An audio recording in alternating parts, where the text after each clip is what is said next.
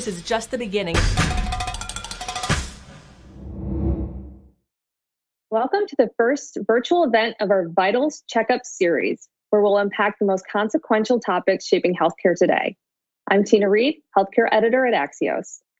I'm coming to you from Washington, D.C., and I'm excited to join you all on the Axios stage for the first time. Thank you to United Health Group for making this conversation on disparities in maternal health possible.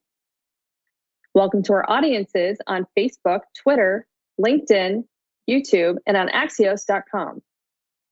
You can join the conversation today on Twitter with @Axios and hashtag Axios Events. Over the next 30 minutes, I will be joined by my colleague, Sarah Kehaulani-Gu, where we will unpack the systemic racism and historic foundations of this crisis, its impact on mothers today, and how policymakers and practitioners are addressing these challenges. Our first guest is the Illinois Congresswoman and co-founder and co-chair of the Black Maternal Health Caucus, Representative Lauren Underwood, who is joining us from Naperville, Illinois. Welcome, Congresswoman. Thank you, Tina. I'm really glad to be with you. Well, I'd like to start by framing this problem of maternal mortality in the United States. Could you describe some of the disparities that we're seeing right now and what we know or don't know about what's causing this problem? Yes. So in the United States today, Black birthing people are 3 to 4 times more likely to die from pregnancy-related complications than their white counterparts. And for every death, there are 70 near misses. So we have this dual crisis of maternal mortality and morbidity. And this disparity that we're seeing among African-American birthing people and to an extent as well, Indigenous birthing people, that's what's driving the United States' overall high maternal mortality rate. In fact, it's the highest in the developed world. And we've seen this high level of maternal deaths my entire lifetime, and I'm 34 years old. These maternal deaths are caused by many issues. In my state of Illinois, the leading cause of maternal death is substance use, overdose, and suicide. Can you talk a little bit more specifically about what role systemic racism is playing in this problem? Absolutely. So, I'm a nurse, and when I was in nursing school, they would tell us about this maternal mortality disparity and say, there's just something about Black women. And it's like, no, there's nothing wrong with Black women. This is it's a healthcare system that has systemic racism in its foundation. And so what we are trying to solve is a problem where Black birthing people are not heard, they're not listened to, and there's these barriers in place on getting equal care and the best healthcare possible for the moms and the babies. And so that's really what this is about. I think that, some people are a little bit uncomfortable with this idea of a healthcare system displaying systemic racism in the way that ours does. However, there's no denying the fact that it's just really one group of people that continues to die. And this is a disparity that exists regardless of income or education. It doesn't matter where you live. It doesn't matter your insurance status. It doesn't matter whether you got prenatal care, right? You can control for any of these factors. And still the disparity persists, right? There's no denying that racism is a key component. Can you talk about your personal connection to this issue and how it got you interested in this topic?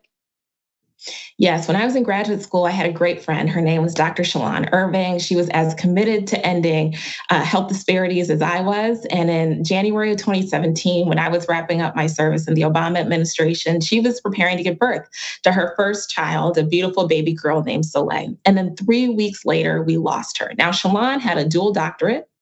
She was a lieutenant commander in the United States Public Health Service Commission Corps. She was an epidemiologist at the CDC. She had done everything right, and we still lost her at 36 years old. And what had been just theoretical or something that I learned in a classroom was all of a sudden very personal to me.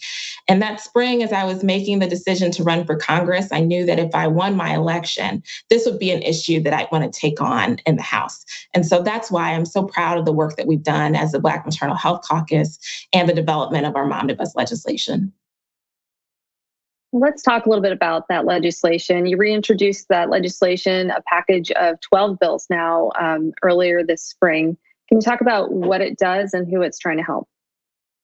So the Black Maternal Health Omnibus Act of 2020 is a comprehensive suite of 12 bills to address every dimension of the maternal mortality crisis in our country. Now, we were not aiming to be duplicative. And so you won't see, for example, the Medicaid expansion in the Omnibus, right? So many of my colleagues, led by Robin Kelly, has really been leading on that effort. We were trying to fill in the gaps. So what our Omnibus addresses are things like social determinants of health, growing and diversifying the perinatal workforce, addressing digital tools like telehealth, and also the COVID pandemic, right? Recognizing that birthing people, whether they're pregnant, lactating, or postpartum, hadn't been included in clinical trials.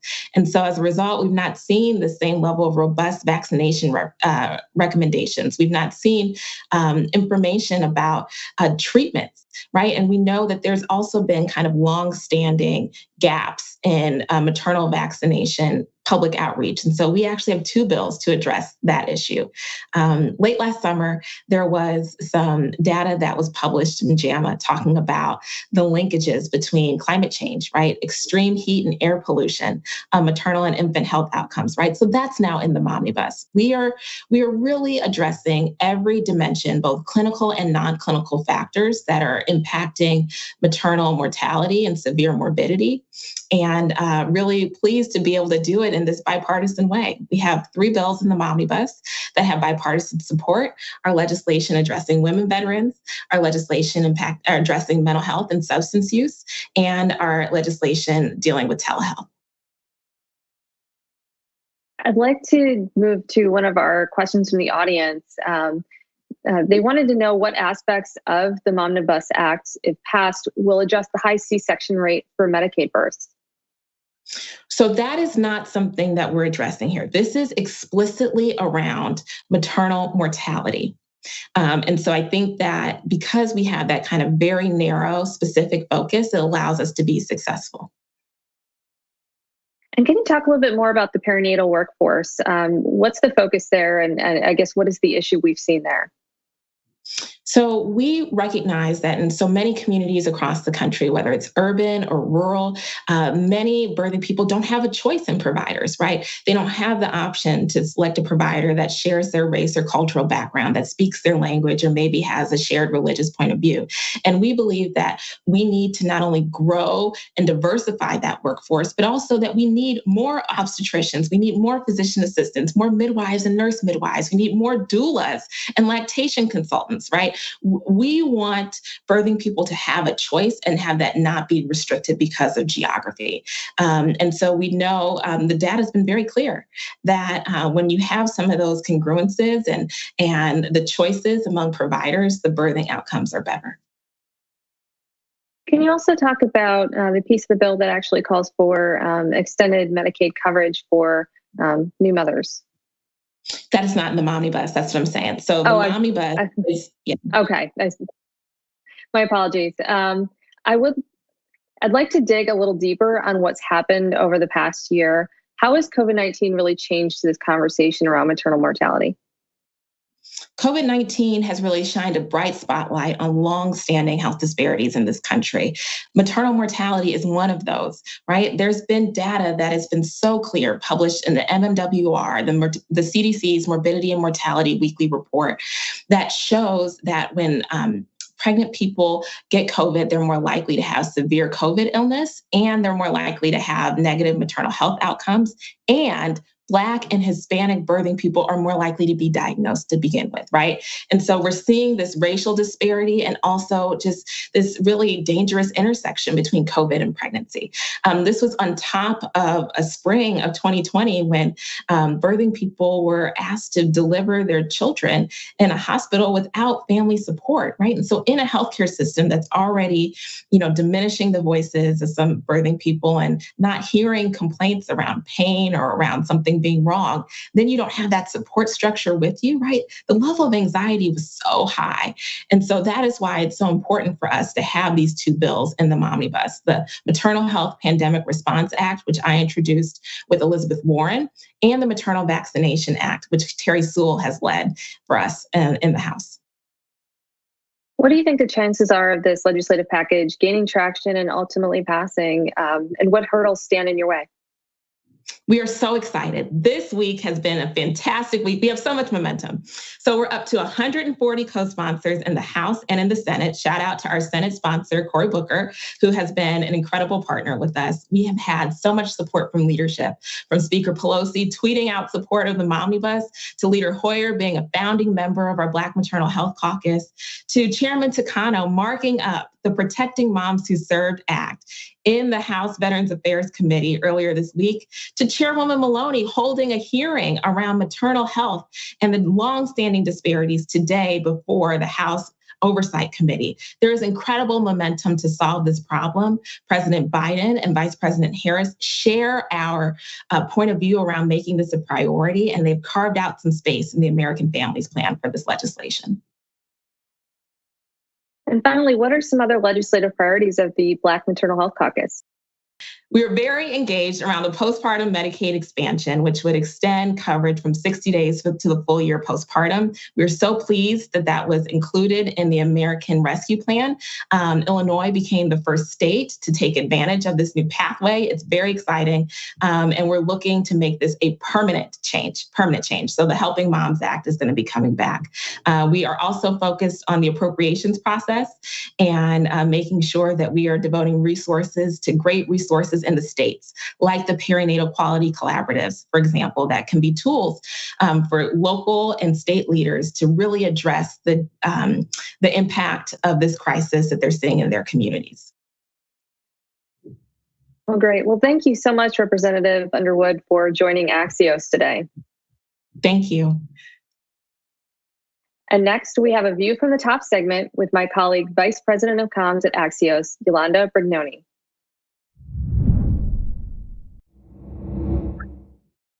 Thank you, Tina.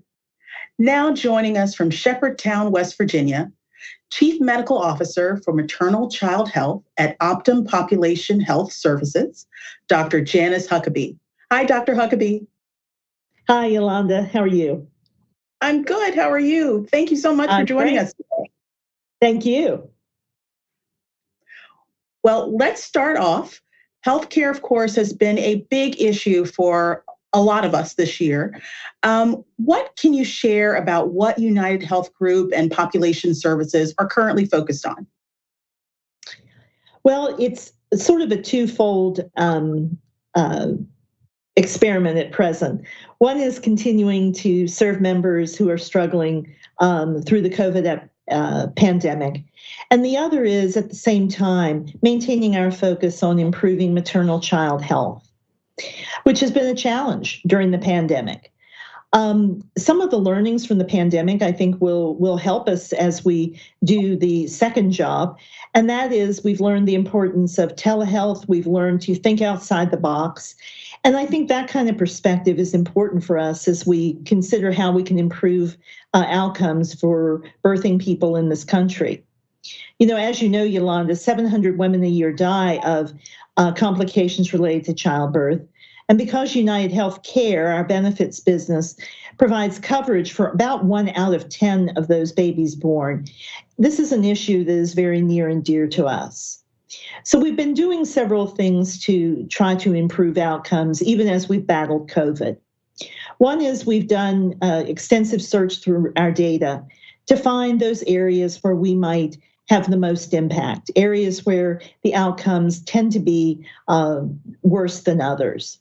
And we've met with hospitals and given community grants to educate women about the signs and symptoms of complications and to help them find their voice to speak about these kind of things.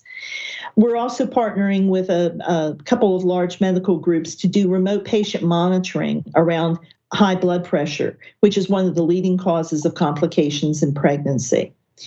We're doing some work with intimate partner violence with a health system in North Carolina, because in some states, the medical reasons for maternal mortality may be related to pregnancy, but homicide is often a close second. And we've also wanted to empower the clinicians and case managers who may be employed by United Health Group through Optum to make sure that they're meeting people in a culturally sensitive and appropriate way. So we've had training that we've partnered with the CDC and Morehouse School of Medicine around implicit bias, especially as it relates to improving maternal outcomes. Great. Well, let's dig in a little bit, particularly when it comes to racial bias. Maternal mortality is especially a big issue for Black women. Black women of no matter what their socioeconomic level tend to have poorer outcomes when it comes to maternal health than other groups of women. What else are you doing to kind of respond to that? You know, we've partnered with organizations such as the Joint Commission, which accredits hospitals, to incorporate the patient safety bundles that were developed by the Alliance to Improve Maternal Health. And with our support, now all hospitals, when they get their accreditation, are going to have safety measures in place that are taken from those bundles around hypertension and hemorrhage, which are two of the main causes of poor outcomes. Now, that's obviously going to impact all women, not just communities of color, but still, it was a way that we were able to assist. To further focus on those vulnerable communities that have done poorly, we've invested in community organizations such as Any Baby Can, that actually goes into the homes and meets people where they are to help improve outcomes. Another group that we're working with is called Cradle Cincinnati, which develops Queens villages that have served as a strong peer support group and really helped improve outcomes in Cincinnati, Ohio. And with our support, they're going to expand throughout Ohio and a couple of other cities outside the state as well. We're also looking to how we can support through our physician practices that Optum owns with, as I said, the remote patient monitoring, which is largely in those vulnerable communities as well. So there's some other things, but those are ones that come to mind as you ask. Wow, that sounds great. One of the other learnings of this year has been COVID, of course, and that added sort of an extra layer of complexity on an already kind of complicated system. And some would argue that has exacerbated even the inequities that are already in the system when it comes to maternal health care. What are you at United Health Group doing, and what are you urging policymakers to really do to sort of fix some of the problems that are appearing? Well, you're exactly right. I mean, I think COVID, not only in the way the disease impacted, but now some of the challenges we've seen around vaccinations have further demonstrated the disparities. And there's a part of me that's like, yes, see, we weren't making this up about maternal health. There really is a systemic issue. We do know that even as we look at things like virtual health through devices, that we have to make sure that communities aren't left behind. And we have supported in some instances devices being furnished to people so that they can do remote visits and those type of things. When it comes to policy, we support coverage for all people in the country, and especially would support the extension of prenatal benefits to women for up to a year after they've given birth. The reason for that is some of the complications don't manifest themselves right away. And we think that if women can have additional health care during that period, we'll probably see a decrease in the number of unplanned pregnancies, but also see women maximize their health before they embark on another pregnancy. We also think that continuing to spotlight and prioritize women's health is important. 30 years ago, we did a lot of great work to decrease the neonatal mortality rate, and we need to give that same focus now to the moms. All right. Well, I thank you so much for your time today, Dr. Huckabee. Really appreciate it. Thank you so much, Yolanda. Have a great day. You too. And now over to my colleague, Sarah Gu.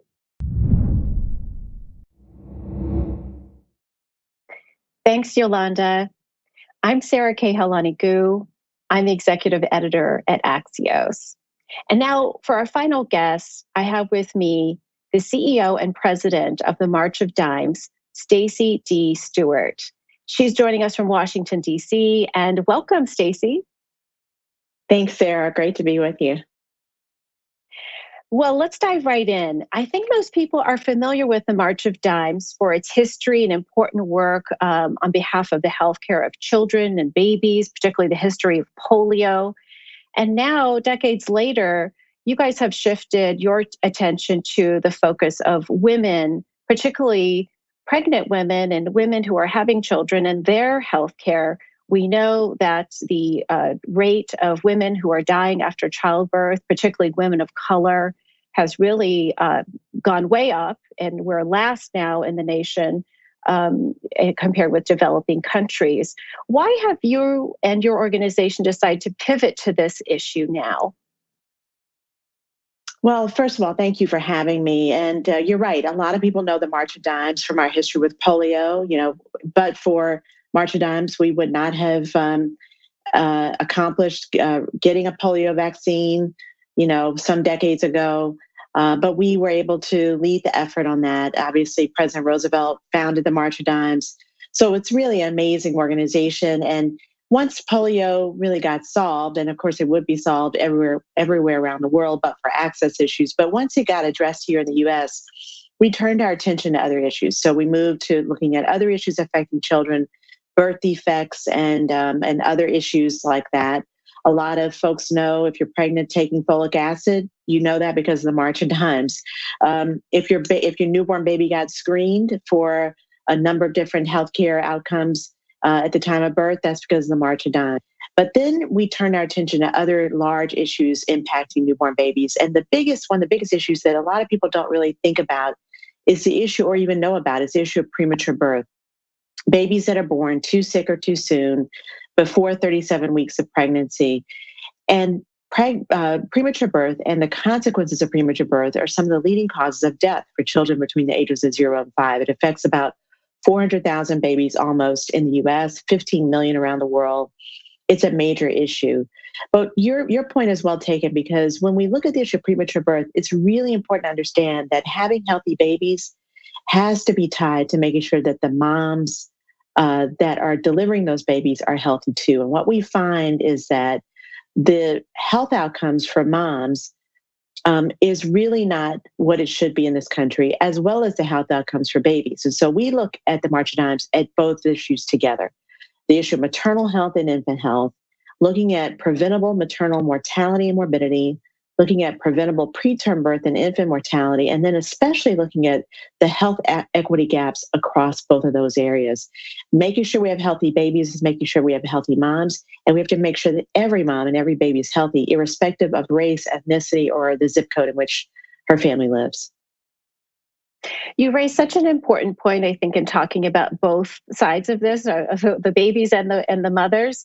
And it's so fascinating to me because you think about where technology and healthcare has come a long way for babies in particular. Anybody, for example, who's had twins or knows someone who's had twins, multiple births are much more common today, knows it's amazing. My sister had twins, for example, and we know that there's technology and care available to enable a baby as little as like 2 pounds to have a very good chance at a healthy outcome, a healthy life as a child and an adult. But I wonder if you think the healthcare industry or the healthcare universe has perhaps taken its eye off the ball for the mothers, perhaps. Well, you're exactly right. I mean, we certainly have made a lot of advances through technology in helping babies survive and thrive in the neonatal intensive care unit. Sometimes babies even less than 2 pounds are able to survive and really go on to live full lives. But here's the issue. Premature birth, babies that are born that sick and too soon, even if they survive and are able to move on through life, after they leave the NICU, often face lifelong health challenges. Premature babies often face lifelong health challenges like developmental delays, cognitive delays. They suffer from cerebral palsy, a range of different challenges. And sometimes even the babies that seem to do well and thrive through childhood may, if they were born prematurely, have health issues down the road as adults. So just the fact that we're able to help babies survive and thrive is very good in the neonatal intensive care unit. But we can't lose sight of the fact that being born prematurely as opposed to a full-term birth is simply not ideal for most babies. And the other issue that you mentioned is around the moms. Have we taken our eye off the ball of women and moms? There's no question about that. We haven't actually provided adequate health care for all moms and all women before pregnancy and during pregnancy for a very long time. We have a number of moms who still are not able to access high quality prenatal care.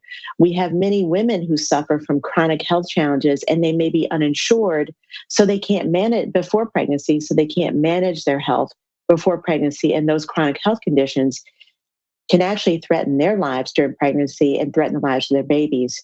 We have a lot of challenges with respect to having taken our eye off the ball of women and our health, but also making sure that we're doing what we can do and doing more to protect the health of women when they become pregnant so that they're healthy and that their babies are healthy as well.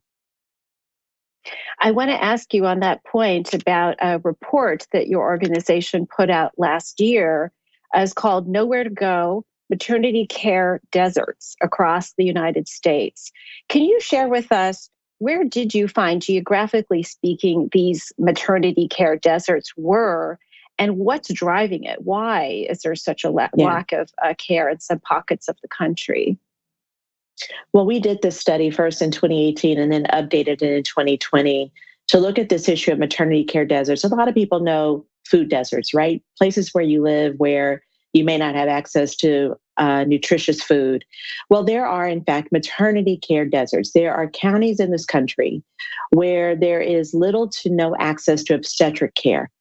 No access in a county to a hospital that offers obstetric services, to an OBGYN, to even one certified nurse midwife, or no birthing center.